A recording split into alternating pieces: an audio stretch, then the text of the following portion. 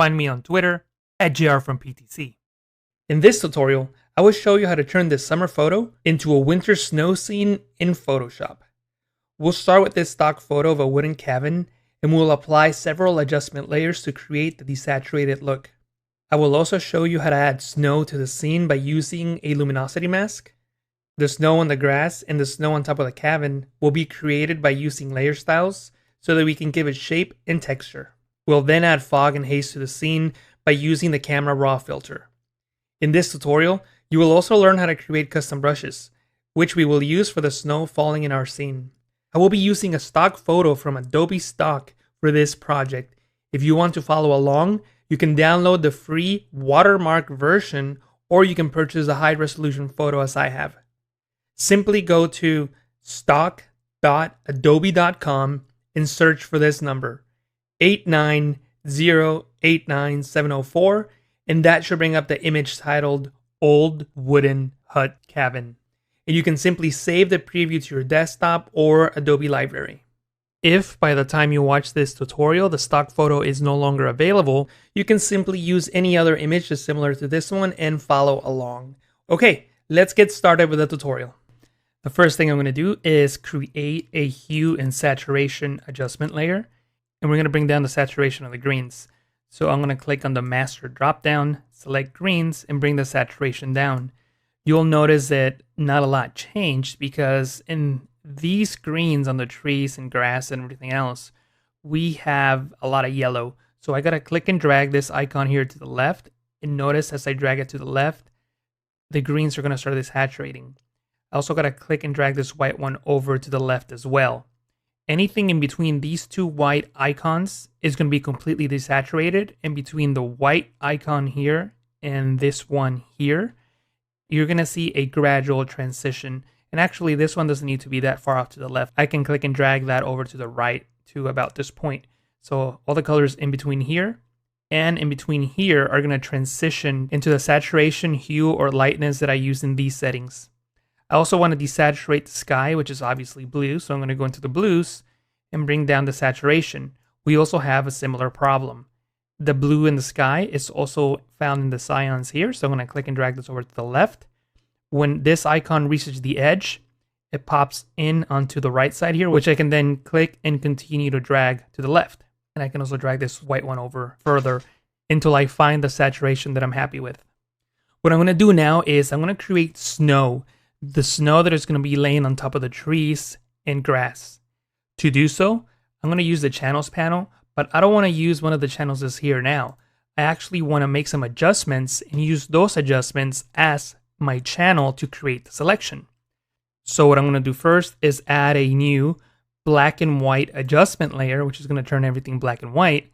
And then I can use this to create my selection. Remember, when you're in the channels panel, white pixels reveal and black pixels conceal. So I'm going to start making adjustments to this image, and I'm going to just darken up the cabin here because I don't really want to have that selected. I am going to increase the luminance values of the yellows because there's yellows in the tree and that's going to represent the snow. Also increase some of the luminance values in the greens here and decrease them in the cyans because that's the sky, and the blue as well. Magenta really won't have any changes in this particular image. It may on your image. And just continue to bring the reds all the way down. Now that I made the changes, you can sort of see what's going to happen. For example, up here, if I zoom in, you'll see that this sort of looks like snow already. So I'm just going to zoom out, go into the channels panel, hold Control, Command on any one of these channels, and click on one of those icons. Control, Command, click. It's going to make a selection out of the bright pixels. You can come back into the layers panel and you'll no longer need the black and white adjustment layer. So I'll just delete that. And then I'll create a solid color, which will be an off-white color. And this is going to be the snow that's going to be on the trees. I'm going to press OK. And you can see what we've got there. It's before and that's after. Now in your image, like in mine, you may have some areas that didn't work out too well, like in this area here or this area here. I'm not going to worry about it too much now.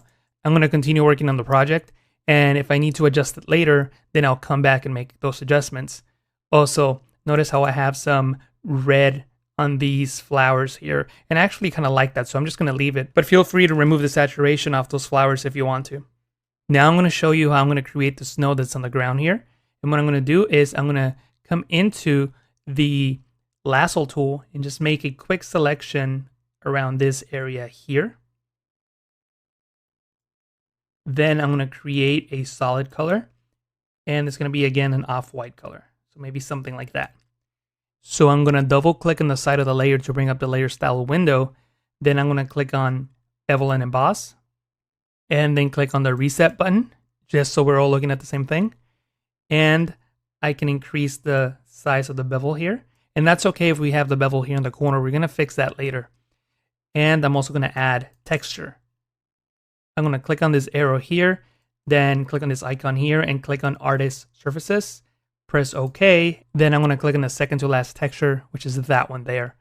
I'm also going to increase the scale and decrease the depth. So maybe something like that. Then at this point, you can come and add more or less highlights, more or less shadows, and just slide that over until you find something that you're happy with. Then press OK. We have a problem with the edge here, as I mentioned before. And to fix that, I'm going to separate the layer styles from the layer and then merge them onto one layer and distort them appropriately. To do so, I'm going to right click on the FX icon and click on Create Layers. Photoshop will then create layers out of each of those adjustments. So what I'm going to do is I'm just going to simply select both of them by clicking on the top one, then hold Shift, click on the bottom one, then press Control E, Command E on the Mac to merge those into one layer.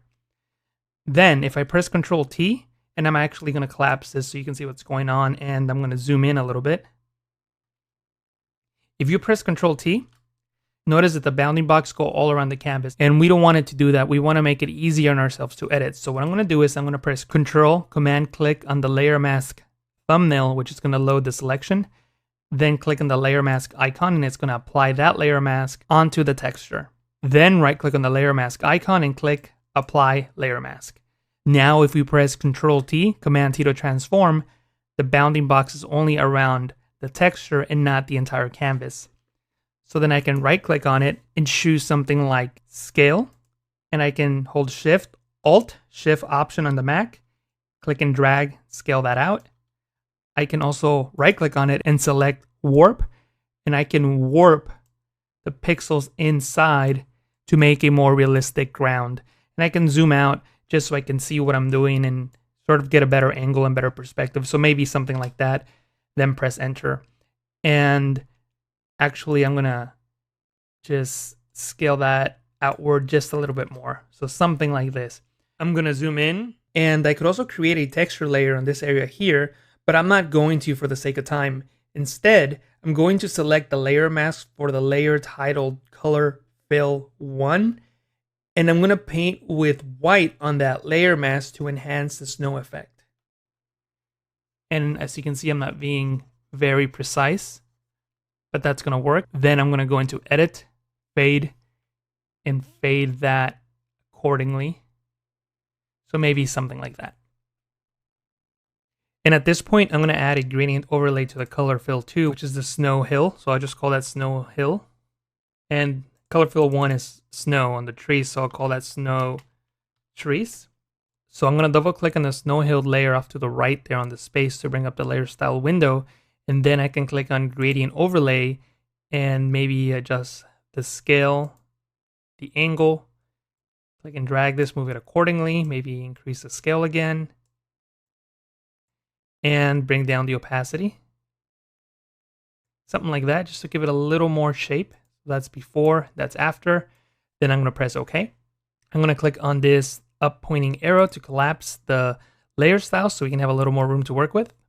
At this point, I'm going to add some snow to the top of the cabin. So what I'm going to do is I'm going to click on the polygonal lasso tool, and I'm quickly going to make a selection around the roof. And I'm actually going to zoom in just so I can see it better, and I can make a better selection. I'm going to go fairly quickly here, but I would take more time if you're doing this on an image for an actual project. So I'm quickly selecting the areas where I want the snow to be.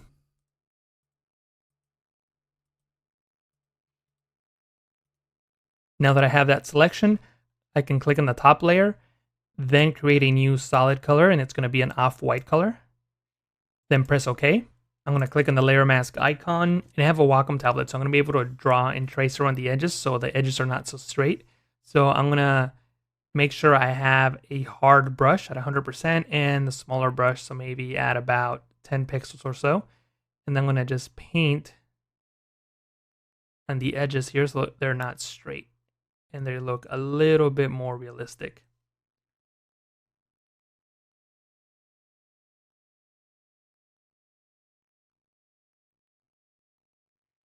And as I said before, if you're working on your own image for an actual project, just take a little more time and try to get better results.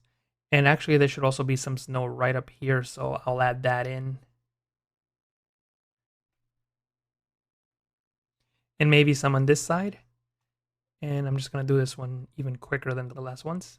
And if you make a mistake like I did there, you can just press X on the keyboard, switch your foreground color to black, paint with black to hide those pixels, press X again to swap those two and bring white to the foreground color, and continue painting. And this is going to be good enough for this tutorial. What I'm going to do now is I'm going to apply layer styles to this layer to give that texture that we had down here. So I'm going to double click on the side of the layer to bring up the layer style window. Then I'm going to click on bevel and emboss and click on texture.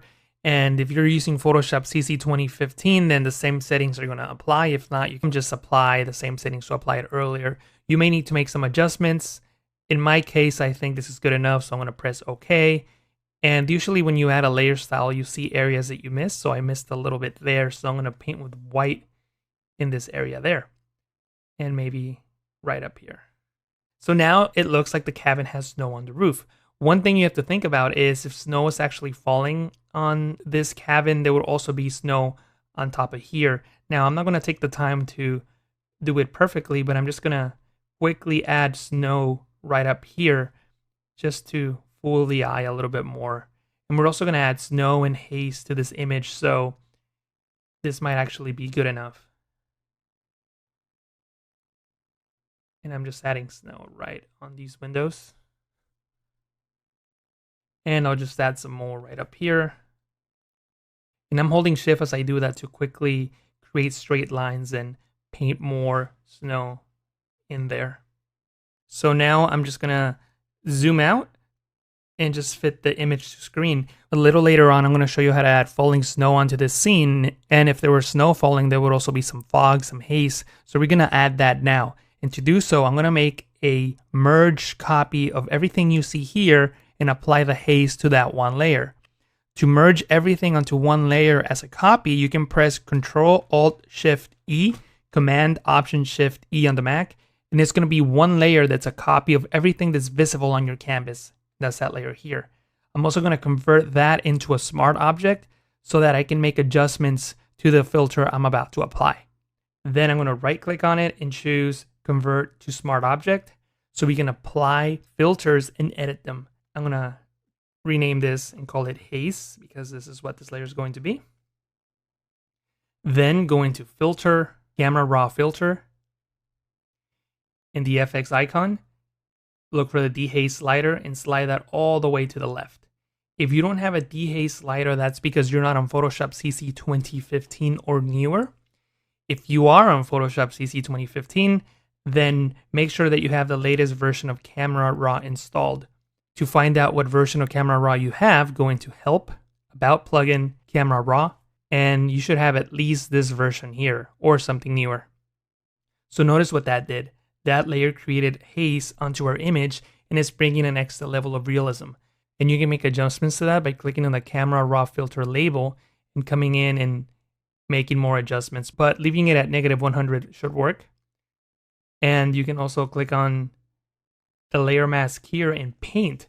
So I'm going to click on my brush tool. I'm going to use a soft brush and I'm going to use a large brush, maybe something like that. And I'm going to paint with black since I don't want so much of that haze on the foreground here. All layer masks have something that's like the opacity slider, but they call it density. At 100%, whatever you paint is on there. But if you bring the slider down, you start minimizing the effect. You see that? You can see it on this icon here. If I hold Alt Option on the Mac and click, you can see what that does to the layer mask. And I can see that I forgot to paint in this bottom area here. So then I can adjust the density, hold Alt, click on the layer mask icon again, and see the difference. And that seems to work. So that's what we had before. And this is what we have now. I'm now going to show you how to create snow in Photoshop. One of the best ways of doing it is by creating a custom brush. So I'm going to show you how to do that. I'm going to go into File, New, a document that's 400 pixels wide by 400 pixels tall should work. Press OK. And select any hard brush, maybe this one here. Click on this icon to bring up the brush panel.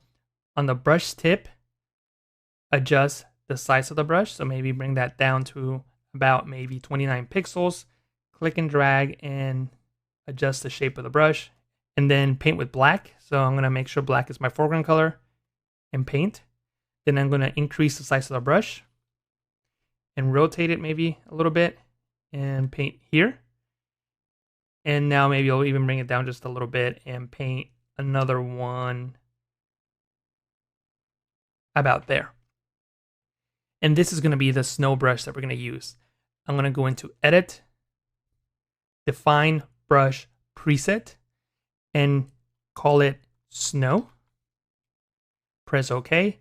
And now when we paint, we have this, which is not really snow. So I'm going to fill this layer with white by holding Control Backspace, Command Backspace on the Mac, and maybe adjust the size of the brush or something like that. I'm going to undo. And then we can come into Shape Dynamics, increase the size jitter all the way up, angle jitter all the way up, and roundness jitter about 30%. Now when we paint, we have that, which looks a lot more like snow. I can also click on scattering and increase the scattering, maybe even a little bit more. And that looks a lot more like snow. So what I'm going to do now is use this brush to paint in snow in the composition that we're working with. I'm going to click on the Cabin tab, and then I'm going to close the brush panel. I'm going to create a new layer, and I'm going to paint with white.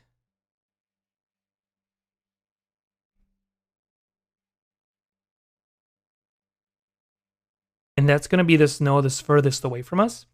Then I'm going to create a new layer, increase my brush size. And this is going to be snow that's a little bit closer to us. Then I'm going to create one more layer and increase my brush size again. And by the way, I'm increasing my brush size by tapping on the right bracket key on my keyboard and just paint some larger snowflakes and maybe even one or two more really big ones. Something like that. What I'm going to do now is on the first layer, the one back here, I'm going to go into Filter, Blur, Motion Blur, and angle of 55 seems to be okay, but 33 pixel distance is too much, so I'm going to bring that down to maybe 9 pixels. Press OK. Click on the layer 2, which is the middle there. Go into Filter, Motion Blur again, and maybe just a little bit more. So I'm going to do one more time, Motion Blur. Click on that. And finally, this one here, the ones that is closest to us. Go to Filter, Motion Blur, but this time hold Alt Option on the Mac while clicking on Motion Blur. It's going to bring up the Motion Blur settings. Then you can increase the distance and press OK. You may also want to decrease the opacity on some of this, for example, the middle one and the one that's furthest away from us. And maybe even the one that's closest to us, so something like that. At this point, your image may need some contrast, it may not. In this case, I think I want to add just a little bit of contrast, and I want to add it behind the layers of snow. So I'm actually going to hold Shift, click on the top one, click on the bottom one, then press Control G, Command G on the Mac, and just call this Falling Snow. And right below that, above the haze layer, I'm going to create a curves adjustment layer, and I'm just going to use the preset called Darker to give it just a little bit more contrast. And if that's not enough for you, click and drag this point down just a little bit further. So that's what I'm going to do. So we have our falling snow, we have the layer that's giving us contrast, and we have the haze layer. Now that I look at it, I'm not too happy with the curves layer because we lost a lot of that haze that I really liked. And I actually like the way the cabin looks, but I don't like that we lost so much haze. So what I'm going to do is just bring down the opacity. And I'm going to paint with white on the cabin just with a regular brush, not our snow brush. And I'm going to press Ctrl-I, Command-I to invert, just to hide all the effects, and just paint with white on my cabin here, just so the effects applied on the cabin. I really want the cabin to stand out a little bit more. So that's where the contrast is going to be a little bit darker, and I can actually increase the opacity just a little bit. And if I went over the line here like I did, I can just press X and bring down the size of my brush by hitting the left bracket key and painting with black in areas that I want to maintain that haze.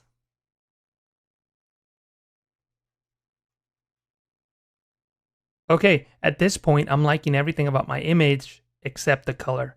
The color is not working for me, so what I'm going to do now is right above this curves layer, I'm going to add a solid color. The color that I'm looking for is a blue color. A blue that looks like this. Then press OK. Then I can go into the blend mode and switch to overlay and bring down the opacity. I just want to get that cold blue feeling, and maybe at about 30% will be a good number. And I actually gotta bring the falling snow below that layer just so I can get some of that blue in the snowflakes. At this point, you can simply click on the top layer, hold Shift, click on the bottom one to select all the layers in between, then press Ctrl-G, Command-G on the Mac to put that into a group. And you can see the before and the after. And that's it for this tutorial. I hope that you enjoyed it and that you learned something new. If you have any comments or questions, leave them down below. If you enjoyed the tutorial, don't forget to click that like button and share this video with a friend. If you haven't already, subscribe to the Photoshop training channel now. Thank you for watching, and I'll talk to you again soon.